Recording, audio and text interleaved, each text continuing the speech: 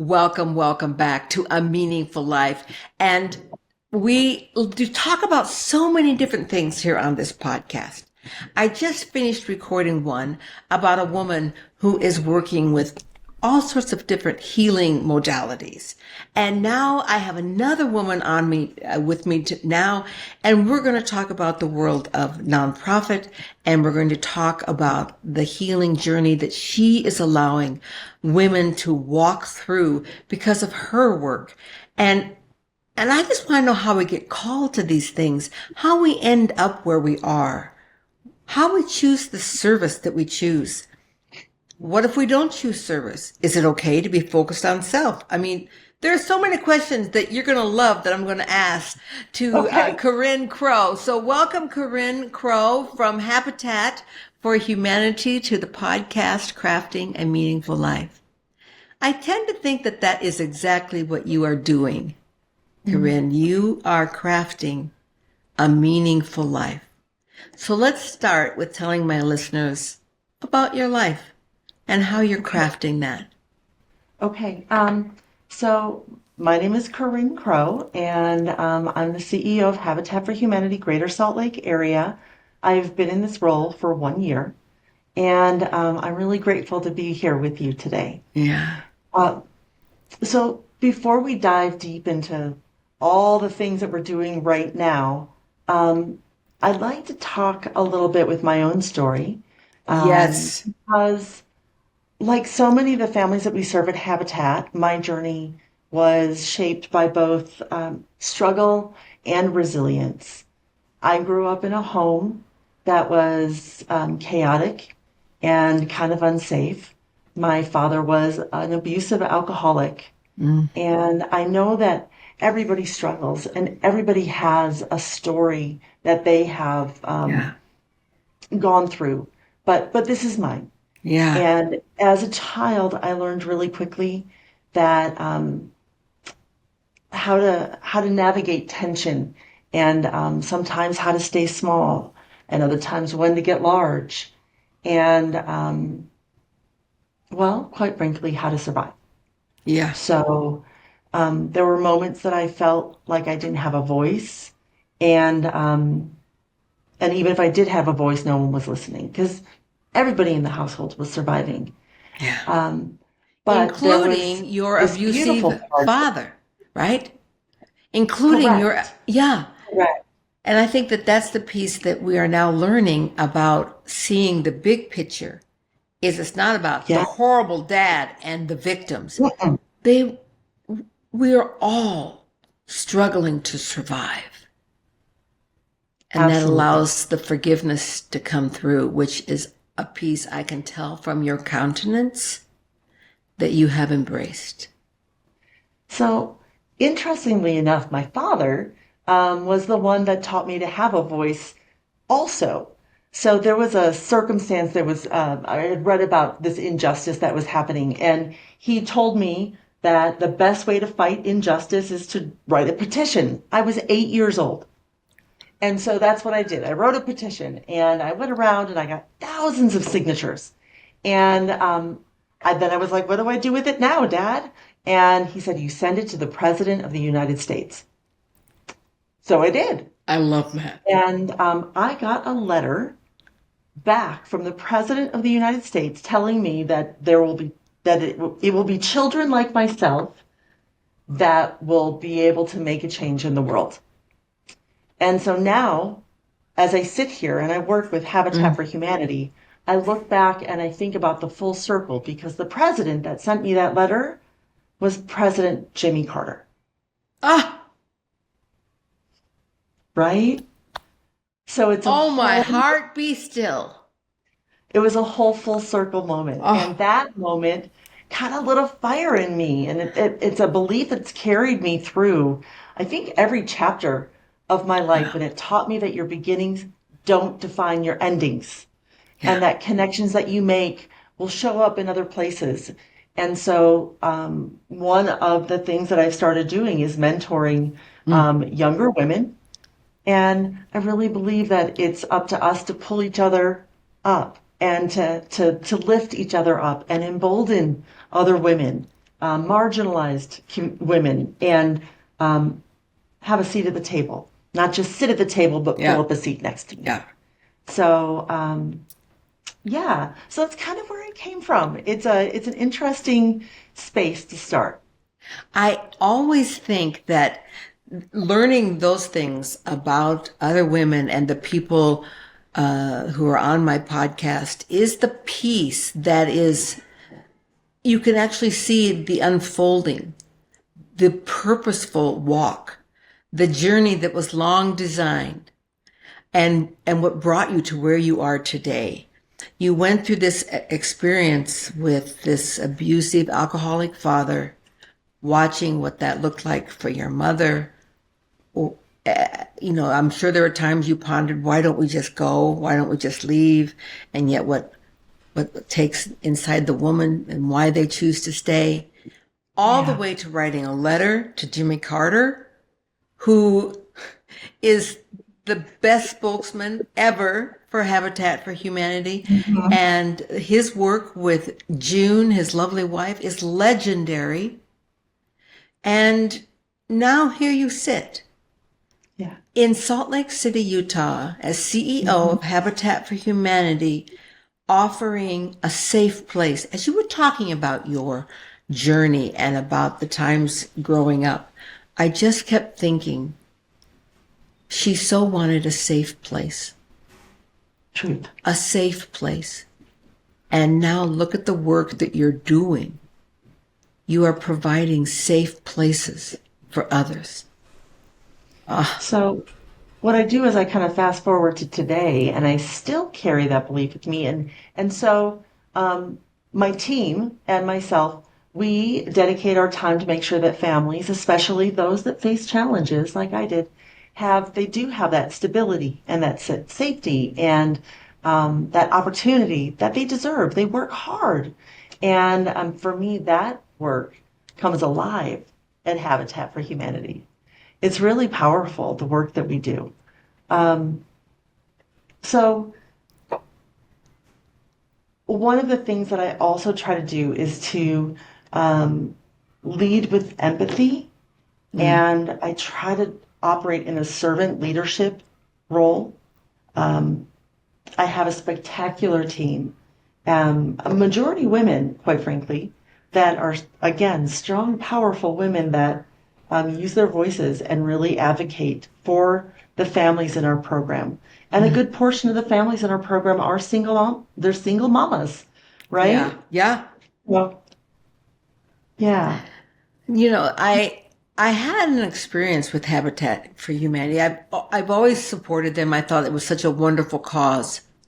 But this was a very personal experience, and I want to Mm, share it with you so you know my heart behind this.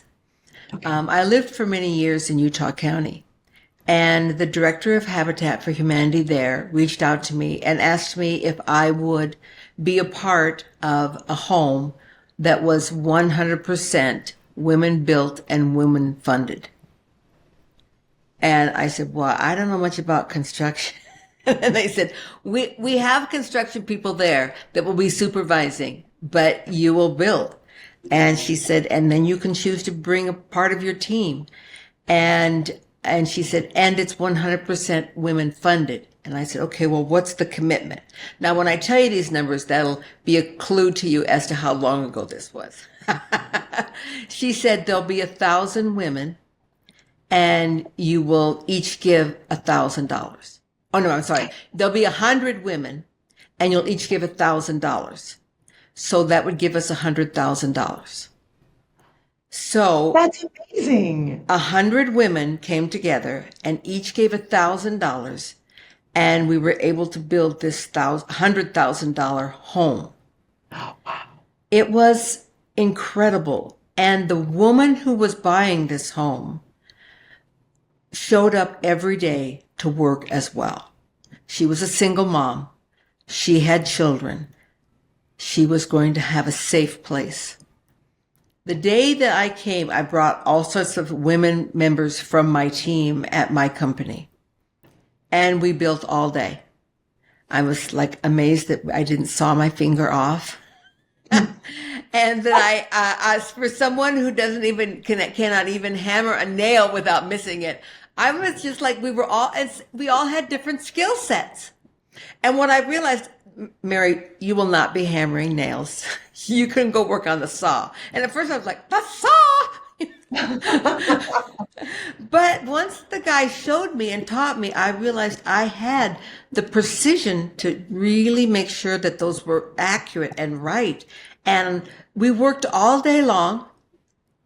And at the end of our day, and she worked with us, I gathered them all together and I asked her, I said, which one of these rooms is your bedroom? And she showed us. And we gathered along the east wall of her bedroom. And I said, will you join us in putting our hands on your wall? And we all reached up and we put our hands on her wall. And we bowed our heads in prayer and energy and left a piece of us there. And I told her, I said, life is not just going to be free flowing once you move into this home. There will still be times that you will be challenged. You'll feel alone. You'll feel unsafe. Come to the wall. Put your hands back on this wall on the inside and allow us to strengthen you and to feel you. Allow you to take a breath as to who we see you as. And she cried and we all cried. And I've driven by that home now several times over the years, and I've never knocked and gone in, but I've just always lifted my hands in a blessing to her that she will always remember her wall and that we served her because of our desire to lift her. That is amazing. And so I've always been deeply connected to the Habitat for Humanity. And I can totally relate to the fact that you are serving those women. Tell me some of the projects that you're working on now. Absolutely. So let me tell you a few of the programs that we have. We have multiple programs. Most people know about the big, juicy, sexy one is where everyone goes and you build the homes, right? That's the one that everyone knows with Jimmy Carter swinging the hammer. Yep, absolutely. So we are getting ready to break ground on a new build in Tooele County. So our Habitat for Humanity serves Tooele, Davis, and Salt Lake counties. Okay. And we have not built a home in Tooele County. So we have 4 homes we're getting ready to build. We're breaking ground on June 12th, and we're very, very excited about this new build. Once we complete those, we will be building in Magna. We have a space in Magna where we're building 2 5-bedroom homes. So we have some larger families in our program. Yes. And then we also have other land in Magna that we're still navigating a land swap and designing how we will build. But we anticipate anywhere from 20 to 35 homes on that property. Wow. Yeah, that's a big one. That's a big one. So that is one of our programs. We, at the end of this month, and here's a little teaser, we will be finalizing the selection for 8 new families to join our program. So they don't know yet, and our Family Services Committee is making the recommendation to our Board of Directors, and they will approve at the end of this month, and then they'll be notified. How do people apply to be, how do they do that? So we open up applications for about 30 to 45 days. They are closed right now because we are just now accepting these new families. They go through that application process. All of our families make between 30 and 60% of the area median income. So that's based on their county.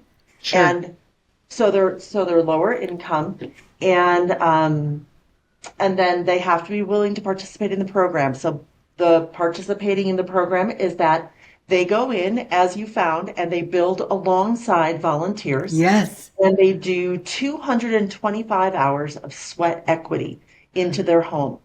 That sweat equity counts as their down payment. I wondered, I didn't ever know that. How did she get the down payment? Yeah. That's how. So Wow, they that's come in and they amazing. build their home, they build their neighbor's home, and they participate in Habitat for Humanity's Got programs. it. And then when we close, they receive a 30-year mortgage so that we don't give them a home. Right. It's a 30-year mortgage with a 0% interest Yes. rate. That's the So key. they pay only principal. Yeah. It's spectacular. Yeah. Uh, Um, it, the program is just absolutely incredible, and the vision, and what it changes. Tell us a little bit about some of the beautiful success stories that have come that you've seen just in the last year. Okay. In the last year, because in the last year we have, well, I'd say 18 months, we've dedicated 13 homes. Wow, that's a So, lot. and that's a development out in Kearns. It's a 20 home development out in Kearns. And let's see, one of, we have some families that have been in the country for 20 years, but they were once refugees. They came in Sure. through the front door, very legal, followed all the guidelines. Um, and let me think of one family in particular. There is, um, okay, so one family, what they did was they started growing home food production. And so they Oh, would grow fruits and vegetables. And then they had so many fruits and vegetables, they started a catering business out of their home. That progressed where they started a food truck and then they had a brick and mortar restaurant for a period of time. what? And that all started with their home food production. That's As incredible. while they were doing that, which changed their life and added to their income, they also served as foster parents for children that Ah, came into the country from their home country. And so there were times in their three-bedroom home that they had five children, three of their own, and two, and over the years they had a total of nine foster mm, children. wow. And so they have parented all these children, and that home became a home for so many children to give them a level up. Talk about pay Powerful, it forward. I, they very much. truly took that concept and paid it forward. They did. And there are times I hear this in our community, and it just sets me on edge. I try and take a breath and respond appropriately. But like, well, how do you know that they're not just taking advantage of you? They work hard. The way to know is to get to know them. That's right. Yeah, That's right. yeah. So if they work hard, Mm. there was another family, and this was really touching, and this actually changed my perspective when I was raising my own children. I have four children of my own. There was a family, and this was years ago, that we do home visits as part of the application process. And so we asked, what would home feel like to you? And what this mom said, they were living in a two-bedroom apartment with three children. And she said, what home would feel like is when we could all sit around the kitchen table at the end of the day and be able to share our stories. And home would feel like we could sit down and break bread and be a family together every night. And I that really love struck that. home with me. And Yeah. I realized that as we live our busy lives and we're out and about and we're running and the kids are doing the activities and you just, we're not sitting down together. And so I made a really concerted effort within my own family to sit down because that really touched me. Yes. Um, and so many families can't do that. They just don't have the space. And so now they are in a home and they have dinner every night together and she still talks about it. Oh, I love that. And of course, being a food person, Yeah. the act of breaking bread together is so healing. I recently, a year ago, was remarried, and um, I was in this horrible habit of like not eating together, except when we went out. And that's why we love to go out, was because we just sat next to each other and talked the whole time. We Yeah. were about 6 months into the marriage, and I said, "Well, what would you like me to fix you for dinner tonight?" And he goes, "Nothing." I said, "Nothing? You're not hungry?" He goes, "Oh, I'm hungry, but I don't want you to fix me anything." He goes, "I don't love to just eat by myself. I'd rather sit with you and have nothing than for me to sit here and eat while you do something else." And I realized that we never get over that. We never have a time when it's not important to us to take a moment to break bread together. Absolutely. Yeah, I love So, that. a little bit about the history of Habitat for Humanity. We actually started and were founded from a small farm outside of Atlanta, Georgia, in the deep South Yeah, in the yeah. 1940s. I And didn't know that. it was an intentionally multiracial farm where what they did was they did old-fashioned barn raisings, and anybody could live there. It wasn't segregated. But during that time, because it was outside of Atlanta, because they were pacifists, they actually Mm, connected with Dr. Martin Luther King Jr. And wow. so Habitat has a history with Dr. Martin Luther King Jr. I did not know that. And Wow. so we have dinners at our habitat that we invite our stakeholders and our donors and our friends and our board to join our beloved community, and we break bread together. I love it. And it's a beautiful opportunity in this informal space. We have it catered, and it's just lovely. And we get to sit down and just chat and get to know each other. And I think that's what you do around a dinner table. That's what you do over food, is you sit and you chat. And it's such a social opportunity to get to know somebody, and then you're in a position where you can know what their wants and needs are and continue to elevate each other and lift each other up over time. But it's getting to know each other, and I think that's so important. So important. And it happens the very best over breaking bread together. It really does. Somewhere in the back of my mind is that I'm going to write a book about this, the art of breaking bread together. Um, That's beautiful. yeah, I had that. It was going to be my first book, and then I got sidetracked and climbed to Kilimanjaro and instead wrote a different book. But somewhere along the line is going to be an art of breaking bread together. And a home allows us to do that.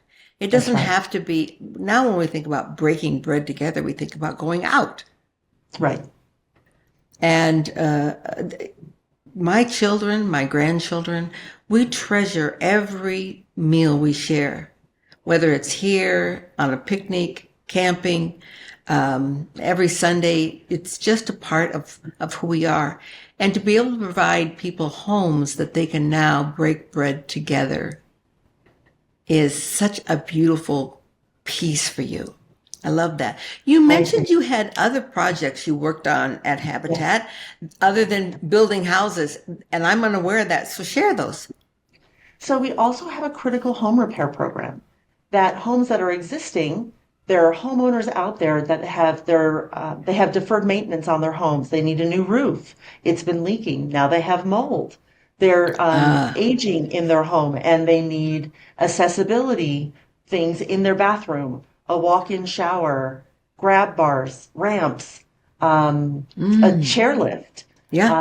There's trip and fall hazards, things like that.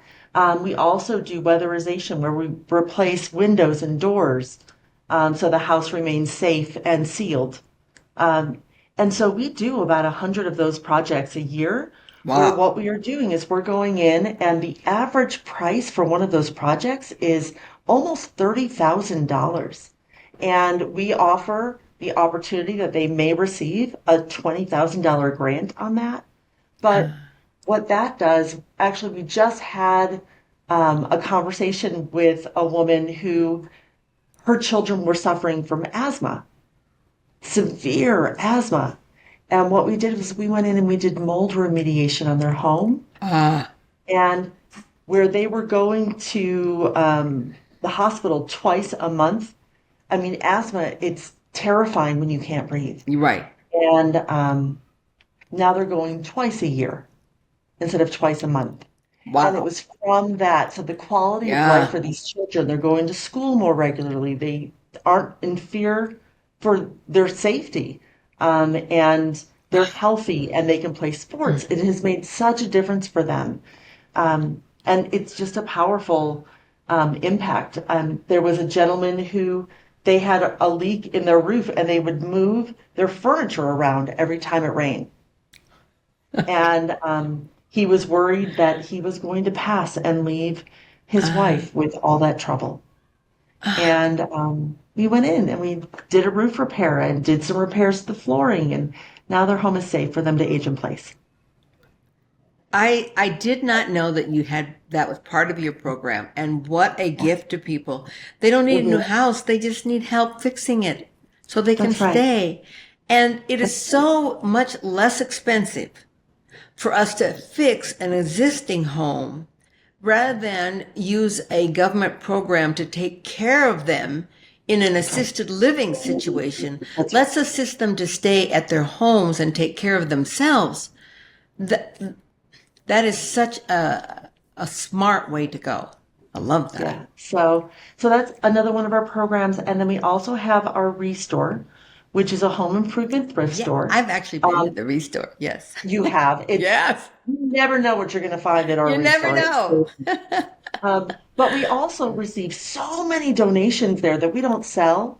And so what we do is we distribute those donations back out into the community. So we have a program called Habitat Cares and our Second Chance program, and we have distributed close to $7 million worth of product. And that's underwear and socks and clothing and shoes and tents and blankets for our unsheltered friends. It also includes furniture for children that are aging out of foster care. Will furnish their new apartment, or individuals that are being housed for the first time going through the road home, and we get a referral and we will furnish their apartment. Um, but again, there is so much. We offer a great deal of support to the Other Side Village and the Other Side Yeah. Academy, Wow. Switch Point, and if there's so many, we partner with approximately 75 different nonprofit partners.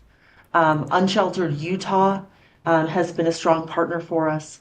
So yeah, it's something that most Habitat affiliates don't do, but we have the benefit of receiving these items and we don't sell them. So we just give them away. Corinne, I have to say, the the question that just keeps coming to my mind over and over and over. Okay, well that's all great, but how are you paying for all this?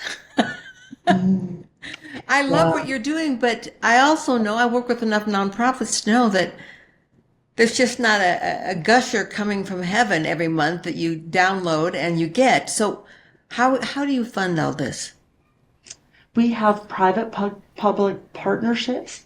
We partner with the different municipalities for Okay. the critical home repairs. There's some grants that we apply for with foundations, businesses, individuals. We do fundraisers. We have a gala coming up on June 5th, and Oh, it's a I would love to masquerade. come, but I'm going to be in Ukraine on a service project. What? Yeah, That's yeah. exciting. It is exciting, and we're building homes. Oh, oh, I love that. And I love obviously, that. we can't build permanent homes now because the war is not solved yet. Yeah, But uh, we're building temporary housing because they have to stay somewhere. right. The time of just fleeing the country is over, Hmm. and they're there. So we are feeding them, and we're temporary housing them. So I'm back to the same kind of project. Mary, that's amazing. Yeah, So yeah. we actually have a partner affiliate, a sister affiliate in Kenya. Oh, and you know, That did you know I served in Kenya as well? no. Oh my goodness, I'm learning so much. I do. I do. I serve in Kenya on the Masamara. Okay, and I may say this wrong. We are bringing a team to Kenya in September to build homes, Yes. to the Kenya affiliate, and we're going to Lakapia. I may be Yes. saying that wrong. No, Yeah, that's it. That's it. Uh-huh. Absolutely. That's very close to, well, it's part of the Masamar region. Yeah. Okay. So we are Wow. going there. It's our first international trip, but we have been partnering with them and have already built almost 150 homes there. So we've been partnering with our sister affiliate in Kenya. And many people ask, well, what about here? What about local? And clearly we are. We're building in Tooele and Yeah. Magna and doing critical home repairs all throughout the three counties. And so we are doing our work here locally as well. But it doesn't mean that we can't support in Yeah. other countries. And so Kenya specifically is our sister affiliate. And so Ah. we have women who are business owners, and now they will be homeowners in Kenya to help elevate them and their families. I just can't tell you how thrilled I am with that. It's not a piece that I'm working on in Kenya as much as the education and the water, Mm-hmm. and educating mothers to keeping their daughters safe, what that Yes, means to end the female genital mutilation, that's right. all those things. And having a safe place to live is huge Mhm. there. It is huge.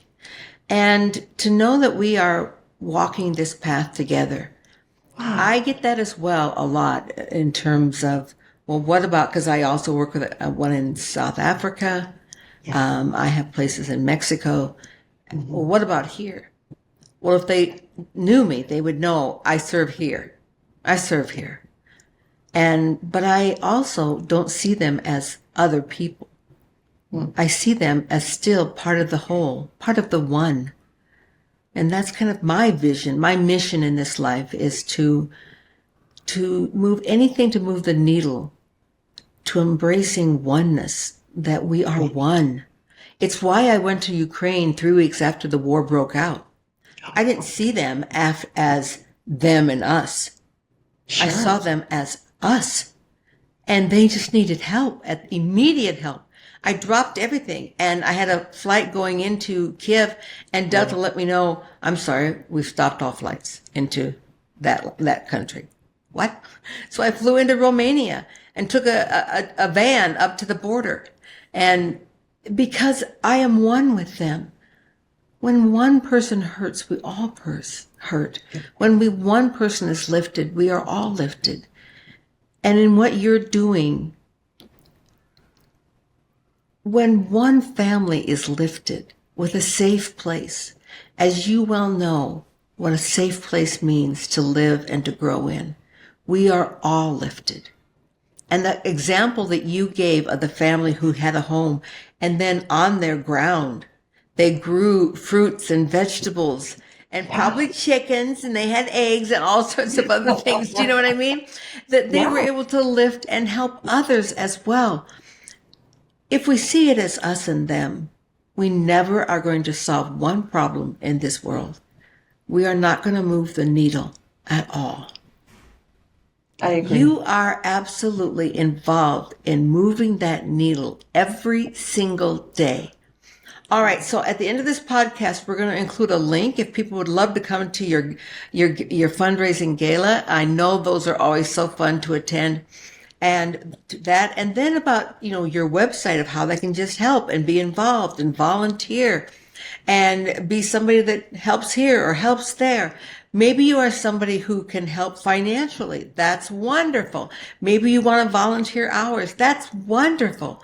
But you offer so many areas for people to serve. I honor you, Carin, and what you're doing. Thank you so much. Yeah, we have so many places where people can step in and be a part of the organization. I mean, Yeah. we are governed by a board, and then we have a series of governing committees that help us run. From there, we are always in need of volunteers to come swing a hammer. And if you can't commit to be on a committee, then what you can do is come swing a hammer Yeah. or um, help with our STEP program. We have one more program. It's our STEP program, and that program does beautification on the exterior of homes. That also falls into disrepair. And Right. so we'll go and remove trees and clear brush and clean up the exterior of a home so people can have pride in the Right. home that they are living in.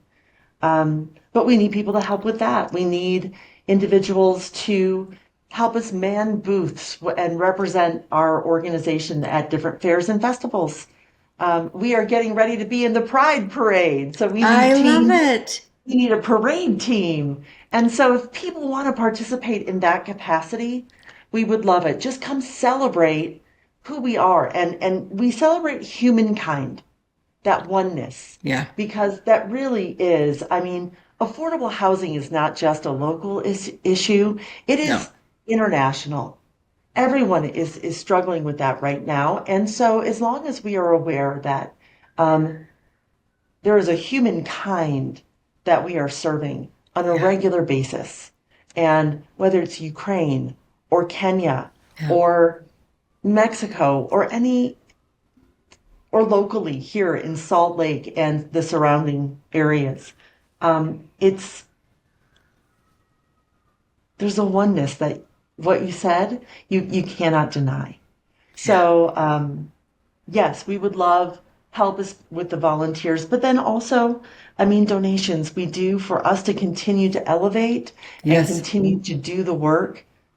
If people would like to donate, I will certainly provide a website to go to, or you can call into the office and we'll help you out.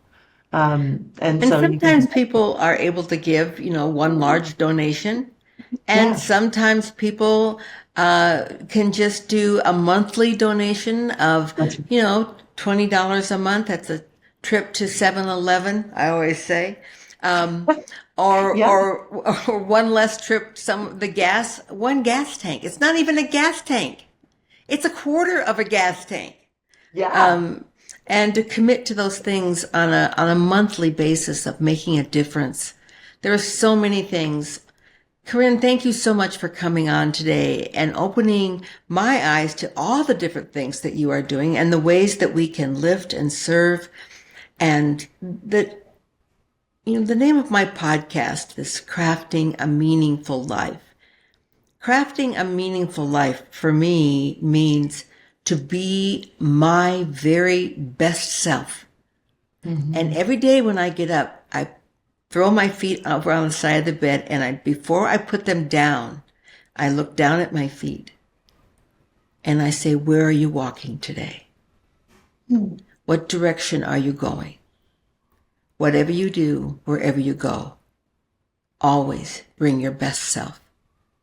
And when I commit to that, being my best self is not narcissistic, but it means I want you to be your best self as well. Because my best self only wants the best for all. And then I put my feet down and I start to walk.